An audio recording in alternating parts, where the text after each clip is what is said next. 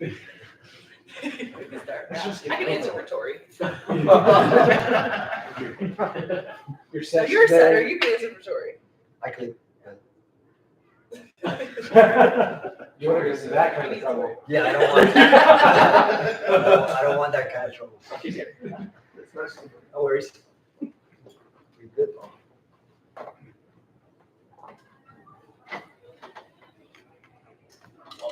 Ladies and gentlemen, it felt like there were flashes of brilliance there, but what was the most frustrating thing about tonight?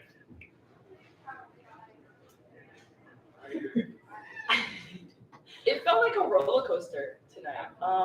I know that we had a really great start for majority of the sets, and I think there was just something, where the energy, as you probably felt in the environment, it was just, a lot lower than what we usually are. And we were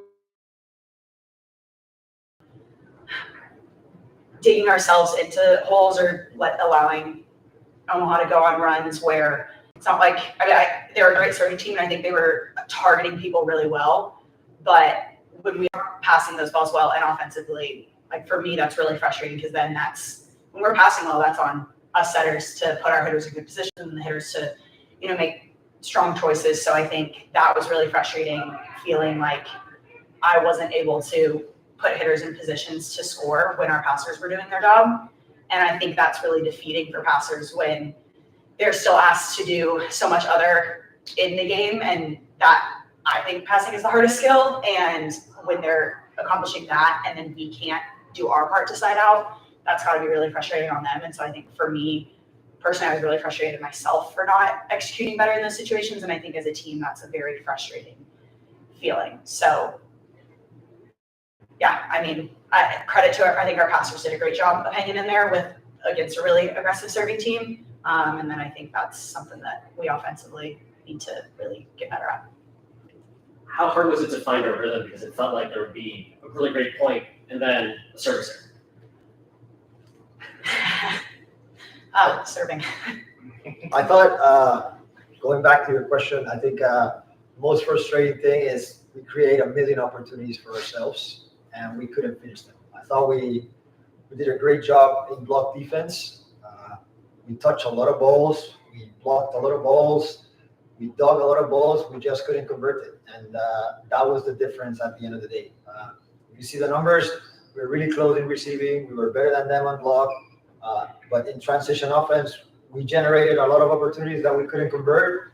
And they generated opportunities, and we made them go 2, 3, 4 times. And by the 5th time, they found a solution to make a point. And I thought that was the biggest difference of the game. And the most frustrating part is that we had chances, that we had the ball to produce points for us, and we just couldn't finish the play. But again, hats off to them. They played a hell of a game.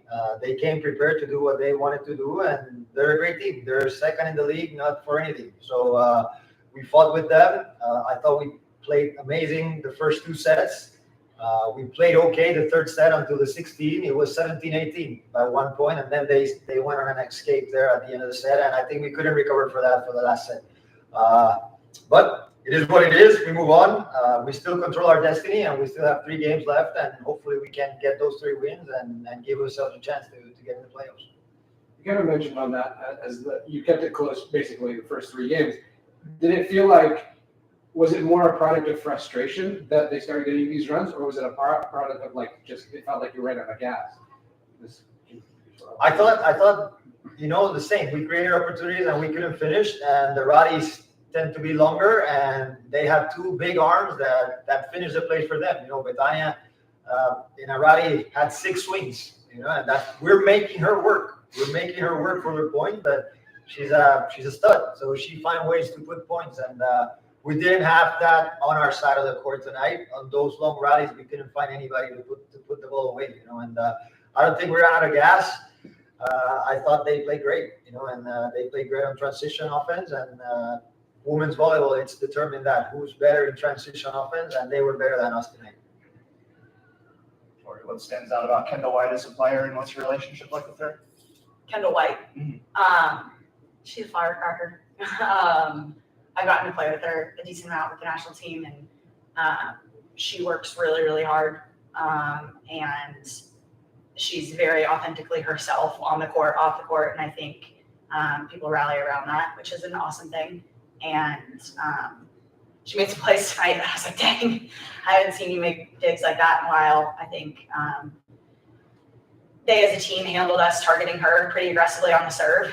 And so I think that's a credit to, her doing her job passing as best as she can, and then her team rallying around that. And I think when you have a player that you can rally around, even if they aren't executing a skill fantastically in the moment, like she makes up for that in so many other ways. And I think there's a lot of energy that comes from her. So she's frustrating to play against, but a lot of respect for how she plays the game and how her team plays around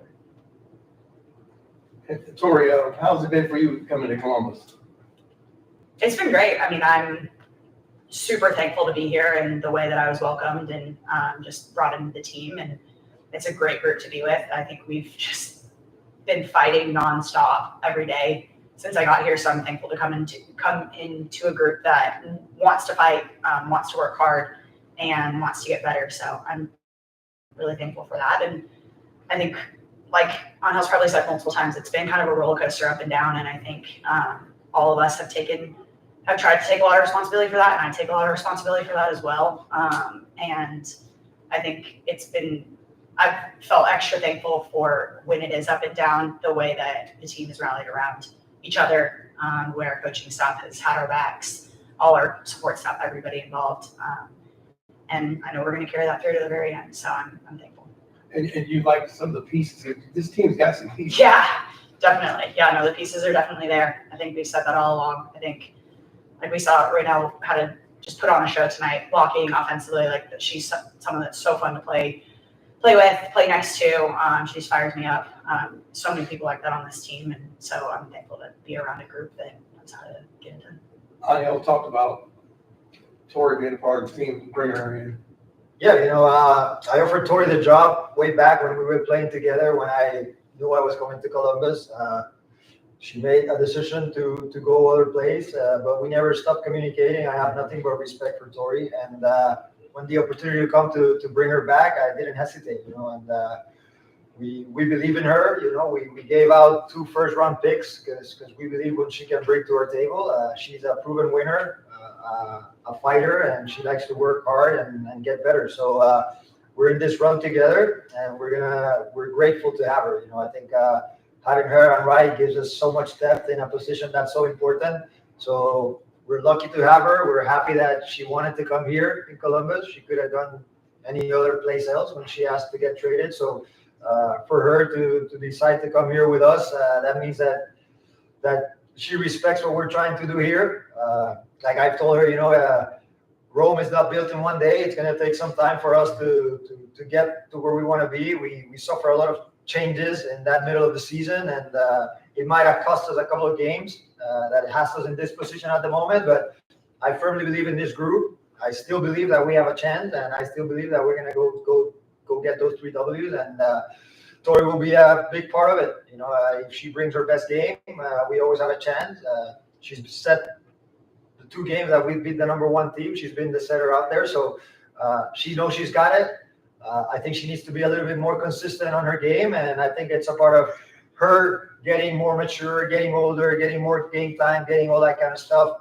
Setters and quarterback get better as you get older because you understand the game way better. So we're here for the ride. I'm happy to be here with her, and I hope to provide as much tools as possible for her to become the best setter she could be. Tori, what was your knowledge of Columbus, Ohio? Because the fans here love the athletes. Yeah. So my husband's extended family is all here in Columbus or in Dayton. And so they're big Buckeye fans. So I'm married into a Buckeye family. I can't get it in me to say I'm a true Buckeye fan yet, just being a Louisville Cardinal. But I do think it's a great atmosphere and a great city. And I really enjoyed my time here, all the people. And I get to explore a little bit. So again, thankful to be here and hope to be here for quite a long time. You said Dayton because I'm from Dayton. Go Flyers. That too. How did playing in the Big Ten prepare you for pro volleyball, and what do you think you've improved as a pro? Yeah, I guess the biggest thing for the Big Ten is really learning the game and how big players are going to play big time. And the high hands is kind of what we talk about in the Big Ten a lot because they're very tall girls and they have really, really good IQ. So I think that my focus was to transition from a more faster offense because I'm not really used to that. But the Big Ten, we're worried about shot selecting and we're worried about how we can manage the game instead of just trying to play fast, like let's say the ACC, for example. So I think that I did a really good job with trying to adapt and be patient, but also try to speed up my game a lot more. And the coaches have helped me a lot with just trying to fast arm instead of trying to, read the block and then try to hit around this or just it's a lot more, I guess, a lot less patience and you just gotta go for it. How did you like working for the Big Ten Network? I loved it. I want to do it again. So, put in a good word for all the people out there. Yeah, I love working for broadcasting. I didn't realize how much I knew about volleyball until I was, on the mic and I had to tell people about volleyball. I had to really break it down. I also realized my IQ was a lot better than it actually, I thought it was. So it's nice to realize how good of a player I am without even, knowing. Now, how would you not know about volleyball when you play the game? I know exactly, because you're around, so many people that know about volleyball. You don't think that, you don't have to explain it, but yeah, it's so much more in the background happening. I have to give a lot of credits to, you guys and just the camera crew behind the scenes. It's a lot that goes into the game. Is that something you want to do when you retire? I would love Which to. is way off. Yes, I would love to. Really, you've played a lot in the last few games, like almost becoming a staple. Have you come to a more definition of like what your role is and like you're like so focused on executing that, or has that like have you adapted into a few different roles that kind of gave you that flexibility? Yeah, I guess growing up, even with the Big Ten, for example, I didn't really know what kind of player I was. I knew that I was just, the fun, goofy girl from Maryland that would just embrace the volleyball game. And then the blocking came into a big, I guess, staple for me. And then now I'm learning that I can be an offensive player as well. So me not trying to be something that I'm not is a big thing. So I know I have a lot of energy. I enjoy the game and I want to use that to my advantage. So enjoying the game and being a leader by, making sure that everybody's positive, everybody's having fun. If it's not positive or at least having good energy and good effort is a very big focus for me. And I have to give credit to Tori because, both of us kind of have, a little ADHD. So we are just on it all the time. We just feed off each other with that. So it's nice to have, other players that are able to embrace who I am and feed off of that. Now, how did Maryland do against the Buckeyes when you guys came here? Yeah, so in the beginning, we used to beat them all the time, and then there were switches being changed and whatnot, and we couldn't handle it. So I do have to give credit to Jen Flynn Oldenburg for really making her program unbeatable. It's amazing what she's done over the past few years. For other players, getting back to on task, what has to happen over the next 3 matches? As Coach said, you guys are controlling your own destiny. We have to win. Well, yeah. So how did Well, it starts with practice. Also, taking care of your body off the court. I know that it is towards the, end of the regular season, so we do have to focus on making sure that we're being pro athletes. We're making sure that we're icing, we're communicating with the coaches about how our bodies are feeling, and just doing what we need to do off the court so we can translate on the court. Yeah, I think Angel touched on it with me personally, but finding consistency. And we, like you said early on, we show spurts of greatness. I mean, I think at times we've absolutely played like the best team in this league this year, and I can say that with a whole lot of confidence. And we have pieces. It's all there, and I think us taking it upon ourselves to be consistent, execute a game plan that our coaches put together consistently, and fight. I think at the end of the regular season, like you've seen these teams so many different times at this point, they've seen us, and so it's a matter of executing when it comes down to it. And I think building consistency, it starts with that. And so, just playing our game, like Raynell touched on it with her, like not trying to be something we aren't. Like we can play Columbus Fury volleyball and be really successful when we do it at a high level. And so I think finding that within us, and Angel said it, it's on no one other than each of us individually doing it. And so like I said, we have all the tools. I absolutely believe we can do it. I think every person in our locker room still believes that, which is a great start, but we got to go out and do it. Raynell, you put on a show tonight. When you were getting fired up after some of your big plays, how crucial is that, when you guys are in like the holes, being able to spread that energy of, it's time to fire up, and get everybody going? Yeah, I've learned that negativity spreads a lot faster than positivity, and it's hard when you're down a couple points and you feel the team starting to, like we talked about, being in that hole. You just have to overly communicate with things like that. You don't have to be overly the fake positivity. I know that people can tell, people can read our bodies, but our body language is very important. Not to be mopey, not to show our emotions for making a mistake, because we're human, we make mistakes. So when you have a game plan, we need to stick to the game plan, go back to our basics. But when you do make those big plays and you have to celebrate, you have to have fun, you have to enjoy the game and just find what your love for the game is, and then feed off of it and enjoy it. How much does the fans play into it? Like, when you're starting on the rallies coming back, how much does the fans play in it for, you and for you?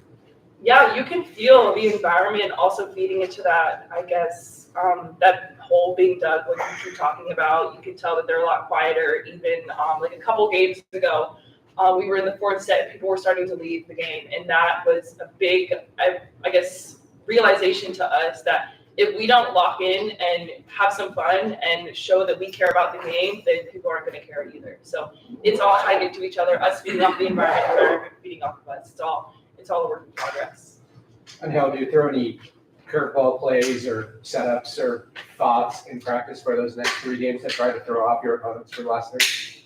No, I think we gotta take care of our side of the court at this point in time of the season. Like Tori said, everybody knows everybody. We played everybody 2 times, 4 times on the teams, and I think it's how we recover our side of the court. How do we arrive to the game as healthy as possible? This late in the season, everybody has different pains, so our main focus is just try to get as healthy as possible for the next game and execute our game plan. We're going to go back to the film session and hopefully we prepare a good game plan for San Diego and start there. We're going to take it 1 point at a time, 1 set at a time, and hopefully we can rally up and get 9 sets in the next 3 games and be back here with a shot at making the playoffs. And then once we're in the playoffs, everything starts at 0, and I think those teams, Nebraska, Atlanta, they played like that against us this last week, as good as they played, because I think they know that if we're in, we're trouble, and I think they want to get us out now. So, we're trying to get in there. I don't think these teams are the reason we're not going to get in there. I think we lost a couple of games along the way that might cost us at the end, but still, like I said, we control our destiny. And if we win these 3 games, we're in. So that's our mentality. That's our focus. 1 game at a time, 1 set at a time. Go back, control what we can control. Try to get a little bit better in transition. That's what's been lacking the last 2 games, and we're going to work on it tomorrow. We're going to work on it on Monday, and hopefully on Tuesday it will pay off. What was one thing that stood out to you in the first set that your team was doing well?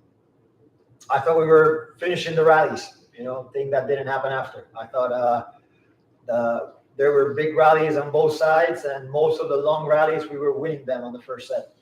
That changed over the course of the game, and then the longer rallies, they were the ones dominated, and that's where the game was decided. I thought our reception was good from times.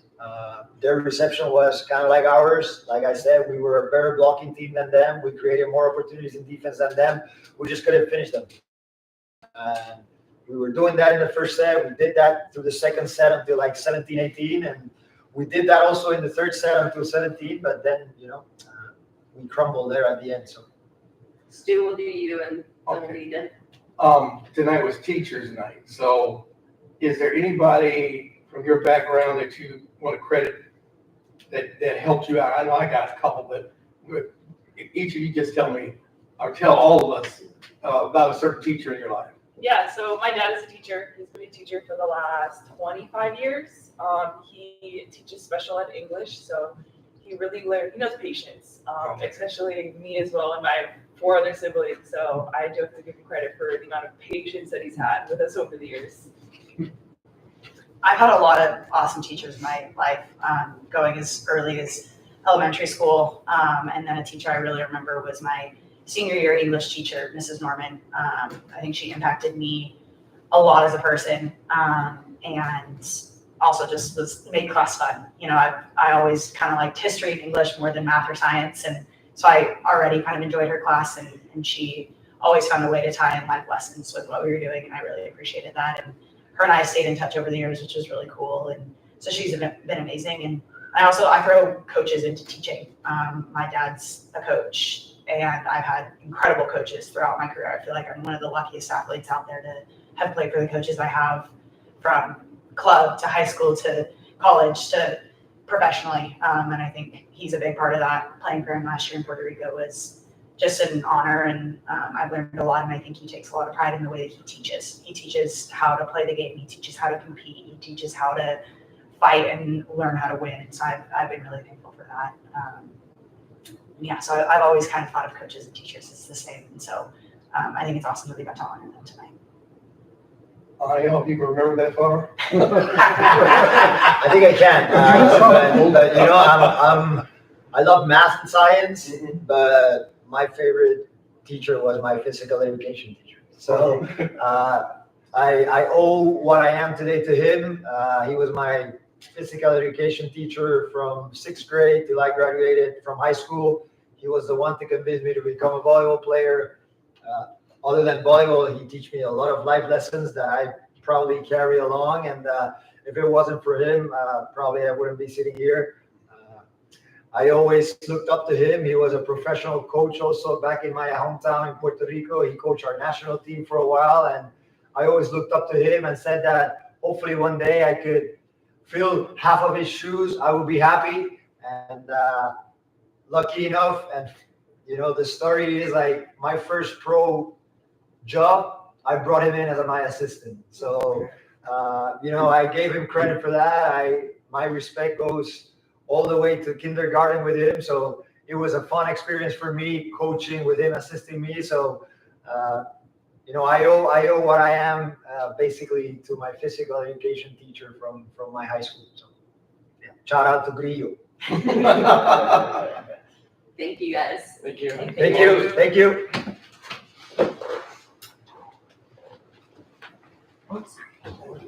Thank you. No problem. And your dad's a famous quarterback, right? Yeah. Just kidding. So, on that whole Buckeye